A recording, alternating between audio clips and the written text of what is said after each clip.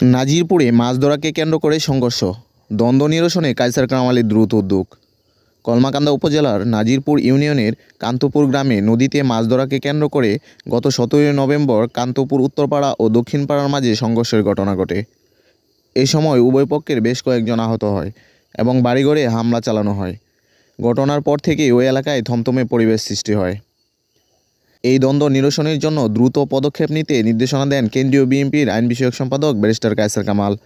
সেই লক্ষ্যে গতকাল 19 নভেম্বর দুই পক্ষকে নিয়ে দ্বন্দ্ব নিরসনের আলোচনা করে উপজেলা বিএনপির নেতাকর্মীবৃন্দ এবং আলোচনায় দুই পক্ষের মাঝে সমঝোতা হয়।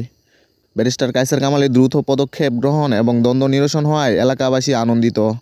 আমাদের এই নদী এবং খাল নিয়ে যে বিরোধ সৃষ্টি হয়েছিল, সেই বিরোধ আমরা দুই গ্রামে মিলে এক গ্রামেরই দুইটা অংশে গতকালকে বসে এটা মীমাংসা করেছি এবং আজকে যে বাড়িঘর ভাঙা হয়েছিল ওই গ্রামের সবাইকে নিয়ে আমরা এই গ্রাম পরিদর্শনে আসছি।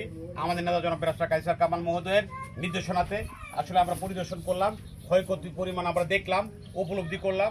এটা আমাদের নেতার কাছে আমরা বলবো এবং এই এলাকার আমাদের জনগণ যারা আছে শান্তি শৃঙ্খলা বজায় রাখার জন্য এবং আমাদের নেতা জনাব ব্যারিস্টার কায়সার কামাল মহোদয়ের নির্দেশনা মেনে চলার জন্য আহ্বান করছি এবং আগামী দিনে আপনারা যদি আমার নেতার নির্দেশনা অবশ্যই পালন করে চলেন তাহলে আপনাদের সুখ দুঃখের সাথী হবেন এবং আপনাদের ক্ষয়ক্ষতির পরিমাণটা আমাদের গ্রাম কমিটির সভাপতি আছে, ওয়ার্ড কমিটির সভাপতি আছে এবং আমাদের অন্যান্য নেতৃবৃন্দ আছেন, সবাইকে নিয়ে আপনাদের বিষয়টা আমরা ক্ষতিপূরণ কিছুটা হলেও পুষায় দেওয়ার আমরা চেষ্টা করব এবং আপনাদেরকে আগামী দিনে ধানের শীষের ভোট যুদ্ধে নামবেন, ধানের শীষের জন্য ভোট চাবেন সেই প্রত্যাশা করছি। তাহলে আমাদের এলাকার উন্নয়ন হবে এবং আমাদের যে আজকে যে বিরোধ সেই বিরোধ মীমাংসা করে আমরা সবাই যেন একসঙ্গে চলতে পারি, এই নির্বাচনের মাধ্যমে সেটা প্রকাশ পাবে। সবাইকে ধন্যবাদ জানাচ্ছি এবং অভিনন্দন জানাচ্ছি ব্যারিস্টার কায়সার কামাল মহোদয়ের পক্ষ থেকে।